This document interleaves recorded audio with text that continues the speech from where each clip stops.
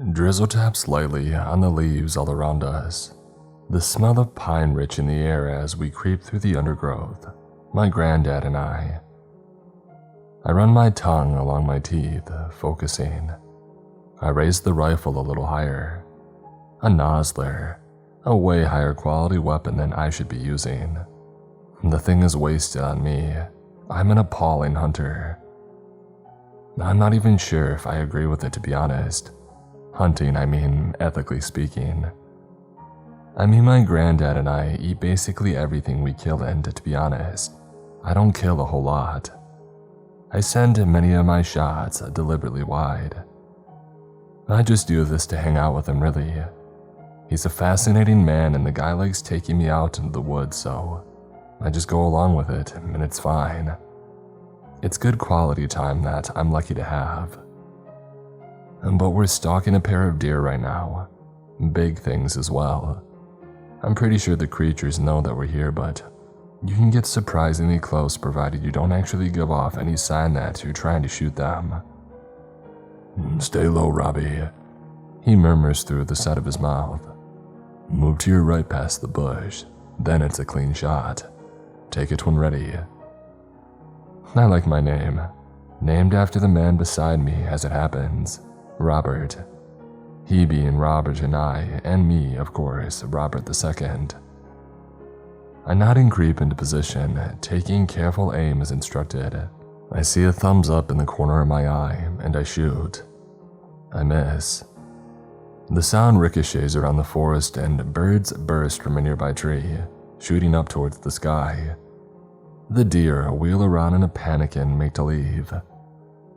"God dang it," my granddad mutters and raises up from behind the bush, bringing his rifle with him and firing off a quick shot. My ego is somewhat relieved by the fact that he misses too, and we both watch as the deer disappear into the undergrowth in shadow of the forest. The man lowers his weapon and he looks at me. I do the same and give him a shrug. We hold eye contact for a second and then he breaks with a chuckle, shaking his head. "Dang it, Robbie. Every time I think I've taught you something, you manage to pull off some magnificent blunder just like that. Hey, well, you know what they say. You shouldn't judge a fish on its ability to climb a tree. I ain't judging you on your tree climbing ability. You're my grandson. I'm judging you on your ability to swim, fishy." I point to the shattered branch that my granddad caused when he had fired his shot. I truly am learning from the best. "Oh, good one." He snorts with a laugh, thumping me on the chest. "Come on, let's track him. Plenty of daylight left." We push around the bush and head through the little clearing, stepping over a fallen log and making to follow the route the deer both took. But my granddad suddenly stops and holds up his hand with his head cocked to the side. I pause, likewise waiting, holding my breath and listening intently. My ears hone in on the sound of rustling foliage and snapping twigs. It grows louder, heading towards us in the exact direction the deer were running from. "Jesus," my granddad grunts. "They're coming back this way. They'll have seen her." But he was cut off by the sudden emergence of the deer through the bushes ahead, rushing right at us from the green, gloomy shade. "Crap!" I shout out loud in panic. The deer make no attempt to run around us in the slightest, and they run instead directly towards our position. I raise the rifle and take rapid, shaky aim. "Dang it, Steve, get down!" Grandad shouts, grabbing me by the sleeve and hauling me to the forest floor, back behind the log. "Steve." The air escapes me as I crash with my granddad down to the ground, and the deer jump right over us. My granddad instantly takes position, cocking and aiming his own rifle over the top of the log, deathly focused. Something would have made him run like that. They would have seen a wolf or a bear. A wolf? A bear? Well, I'd be surprised to see either at this time of day, but as I said, something made them run. My granddad remains cool and composed, the barrel of his rifle fixed on the damaged woodland ahead and along the deer path. I stick close, watching out in all directions in case we're approached from the side, gun cocked and heart pounding. but nothing comes. We wait for a tension-laden minute and then another, muscles aching with the stress of simply holding ourselves in preemptive positions. But as I said, nothing else comes towards us. My granddad cautiously gets to his feet. "Weird," he mutters. "And we better move out of here. Come on, stay alert, but let's go." I nod in reply, and together we make a swift but careful exit from the little grove, heading back through the woods and retracing our steps. After what I hope is something of a safe distance, I ask my granddad a question.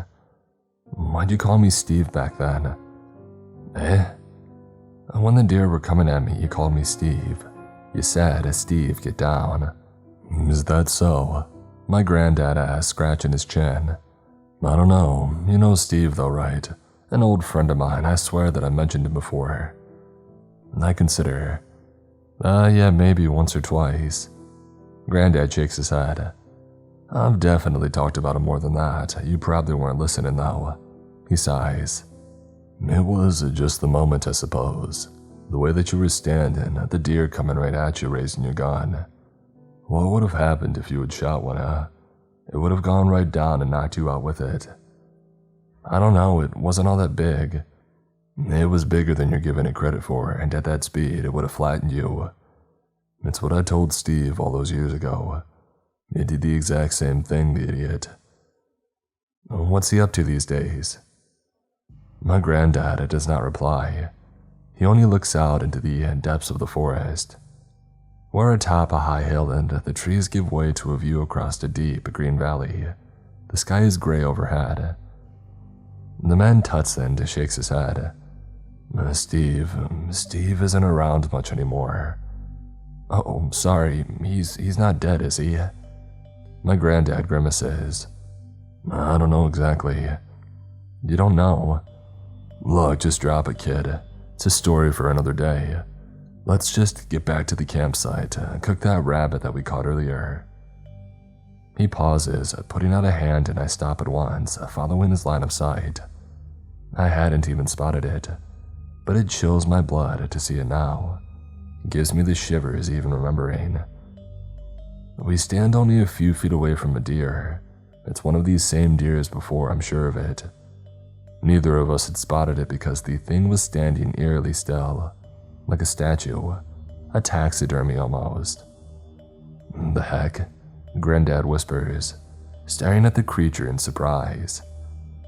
He squints and then he leans over to me. "It's breathing, though only barely. Look down there at its chest." I do so, taking the spectacle in. The deer has one hoofed foot placed against the trunk of a tree, which in itself is quite curious already, but the animal does not move even slightly. It does not blink. "Hey," my granddad barks and then louder. "Hey!" He claps his hands, but the deer does not react. Then, in time with a sudden flurry of water from the rain-soaked leaves above, the deer slowly turns its head, all the way around until it is staring at my granddad and myself, one eye on each. My stomach drops, though I am unsure as to why. The deer is, I don't know, something is wrong. The thing must be sick," my granddad murmurs. "We'll take a different way back. Go wide of this creature. We're too close already as it is." "Yeah," I mumbled, and the two of us edge away in through the undergrowth, taking a new direction as the deer watches us go, deathly silent. I shiver as it at last passes out of sight, lost behind us to the watery green shadows of the forest. Later that night, after returning to camp and preparing and eating our catch, I bid my granddad goodnight and crawl into my tent, zipping the flaps up after me. I fumble around near the near darkness for a while, my lamp casting intense black shadows out in all directions as I shift it from place to place, trying to work my way into my sleeping bag. It doesn't feel particularly cold at the moment, but the temperature has the potential to suddenly drop at any given minute, and I don't want to wake up frozen solid at 3 a.m. As it happens, I don't. I awake at 3:15, not frozen but slick with sweat, roused from a dreamless slumber. My ears prick up at the sound of rustling and snuffling outside, right by my tent. I hold my breath and grit my teeth. It's this fear of the unknown that gets me. It's probably just a rabbit or a hare, but the possibility that it could be something larger, something more dangerous, is impossible to ignore. For some reason, my mind does not go to an image of a bear or a mountain lion or anything like that. It goes to the deer frozen in place, eyes unblinking, head turning as it watches my granddad and I pass by.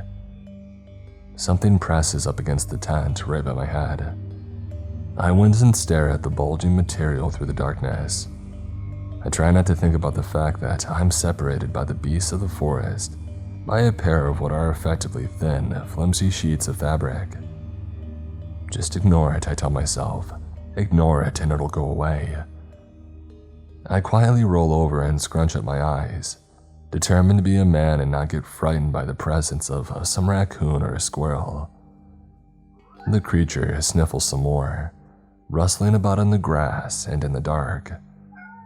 My heart rate increases as I hear the thing pawing against the tent's outer line, and then for a second it stops entirely, and to my horror I hear my granddad's voice. "It's breathing, though only barely." The sentence comes crisp and sharp through the general murmur and backing breeze of the forest. The sentence is entirely devoid of cadence, as if read from a book by someone who has never known English. "Look down there at its chest," says the voice. Crap. Panicking now, I do not know what I'm supposed to do. It's my granddad outside, playing a prank on me. I mean, it has to be, it must be, because there is literally no other explanation that makes any sense. Regardless of the fact that this is entirely out of character, regardless of the fact that I have never heard the man speak in such a way, even in humor, in his entire life. He must be sleepwalking. Yeah, that's it. My explosive heart rate cools just a little. That's it. It's the only possible explanation that makes sense. And if that's the case, then I can't just leave him to wander around outside. Despite my fear, I gently ease my way out of my sleeping bag. You might think me an idiot, but if my granddad is wandering around in the woods in a daze, he could get lost or seriously hurt. So I push aside my irrational terror and with a shaking hand, I reach for the zip, pulling it open with a noise that is far too loud for comfort. Screw it. In for a penny and for a pound. I yank the zip open and then the next, and push my head out into the night, the cool air washing across my face as I raise the lantern to cast away the darkness. What I see is nothing. I jump outside of the tent staring, lifting the lantern as the light falls across the long grasses and to the nearby trees. We're still on the ridge of the valley, but the valley itself is shrouded in darkness. A small section of visible moon illuminates the very tip of the trees in silver, but I am too preoccupied to properly appreciate the natural beauty for now. I pace around the tent in a circle and see no evidence of my grandfather.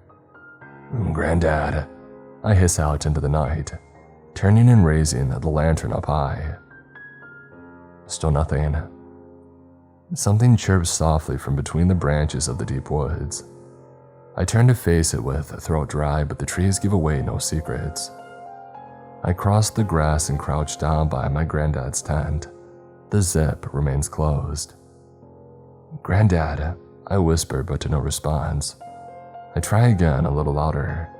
"Grandad." I hear a groan and a grumble from inside. "Huh?" I hear him mutter then. "What do you want?" "Grandad, are you good?" "Of course I'm good. What's the matter with you?" "Alright, nothing. I'll see you tomorrow." He murmurs something under his breath, and I hear the rustle of a sleeping bag as he rolls over. I stand up straight and stare out into the night. For a second time, that chirping sound rings out from the branches, and I make a hasty return to my tent, zipping the thing up tight and secure, shivering as I try to force myself back to sleep. It takes a long time, and I do not recall drifting off. My dreams are disturbing and are largely comprised of the discovery that something crept into my tent, dream distorted and warped into an impossible size. Then my dream self scrambles around from place to place, as a nightmare slithers and swims through these shadows like water. It is a welcome relief when I awake safe and sound, to the faded glare of tent-filtered morning sunlight shining into my face.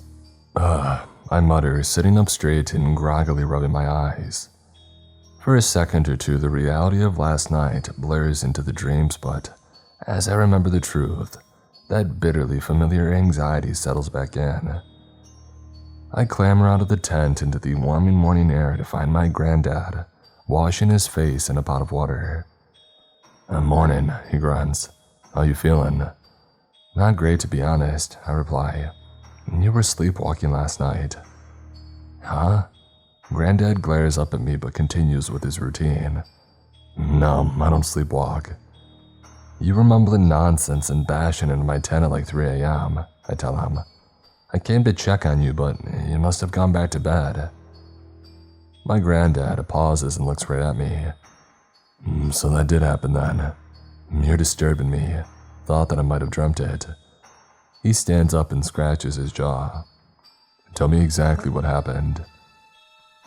I relay the story and my Grandad remains silent until its end. Slightly pale, he looks around at our surroundings and down into the valley.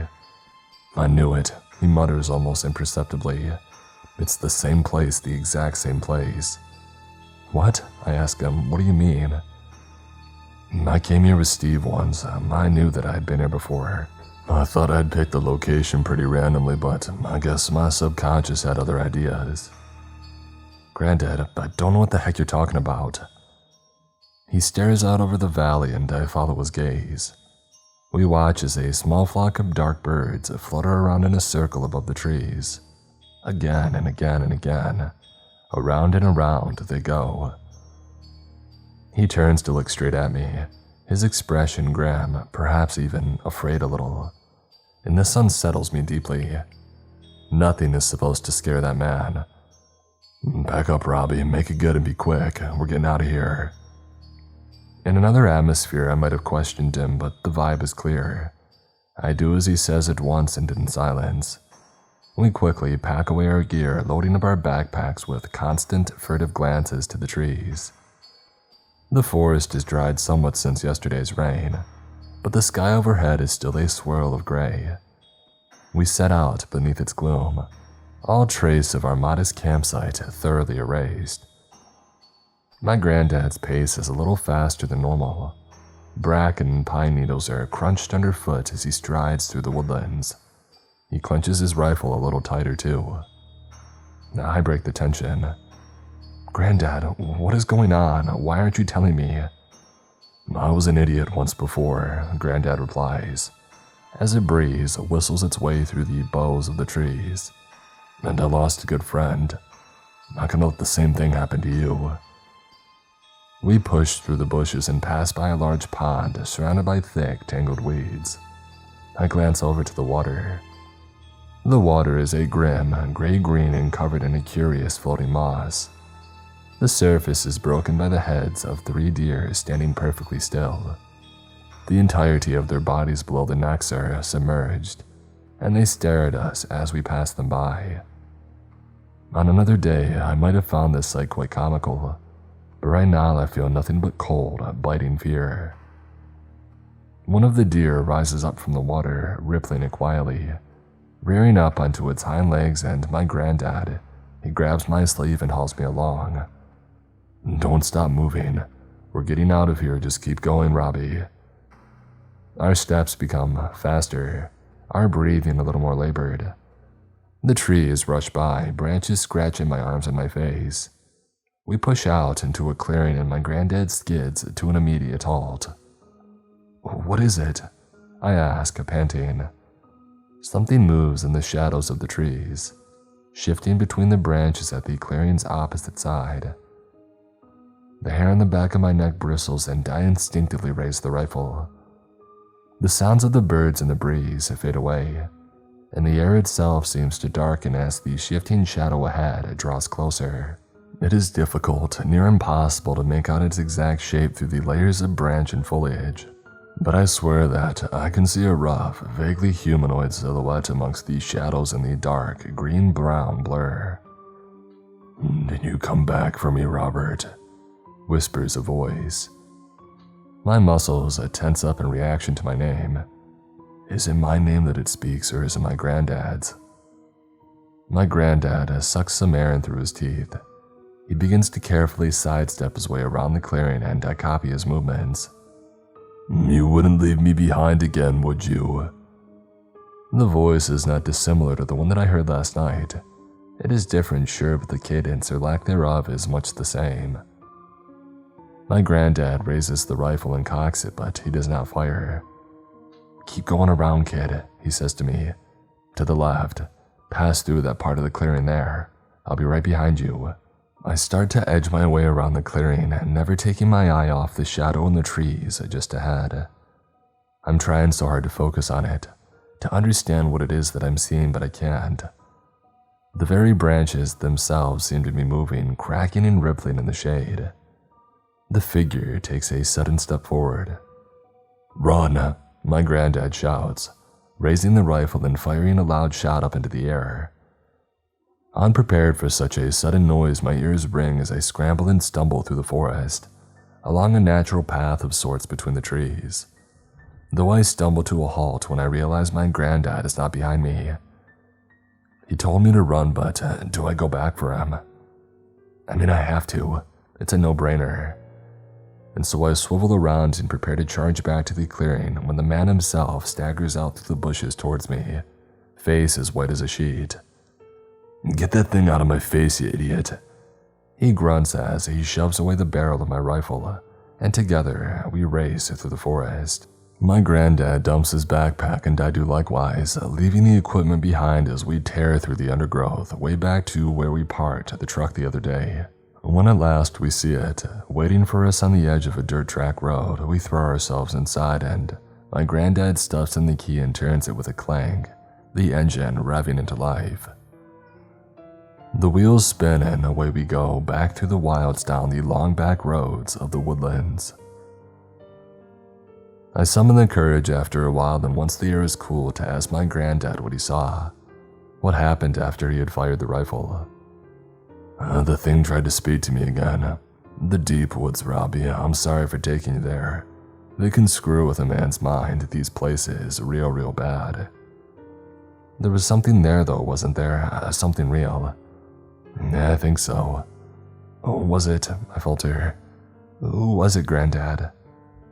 A nightmare, that's all. Something that shouldn't exist by the laws of all nature. Its voice, did you recognize the voice? You said you heard something outside your tent last night, right? I nod. It sounded like me. Yeah, I reply. But it wasn't me, was it? No, I reply. No, it wasn't. Sometimes we hear voices that don't mean they belong to anyone. So why didn't you shoot it? What? His hands flex and clench around the wheel. You fired the rifle, but you aimed it up into the air, not at the shadow. Why did you do that? To this, my granddad had no answer. He only reaches briefly across to pat my shoulder, and as the clouds swirl overhead, we spend the rest of the long drive home in a contemplative silence. Silence with the occasional glance to the thickets of trees that pass us by.